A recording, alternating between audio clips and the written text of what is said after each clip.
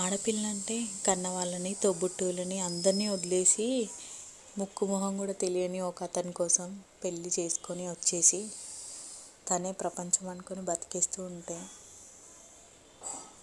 ఆ ప్రపంచం అనుకున్న మనిషి ఎంతో నమ్మిన మనిషి మోసం చేస్తున్నాడని మనకి తెలిసినప్పుడు ఆ బాధ చాలా నరకంగా ఉంటుంది కదా.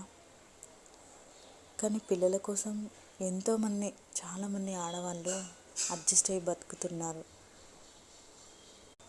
అప్పుడప్పుడు అనిపిస్తూ ఉంటుంది, అసలు లైఫ్లో మనకంటూ ఒక రోజు ఉంటుందా, మంచి రోజులు వస్తాయా లేదా అని. వస్తాయి అని ఎదురు చూసుకుంటూ బతకడమే తప్ప ఆ మంచి రోజు వచ్చేది లేదు, ఏది లేదు. ఈరోజు కష్టపడుతున్నామంటే రేపటి రోజు మంచి రోజు అనుకుంటాం, కానీ చూడాలి ఏమవుతుందో.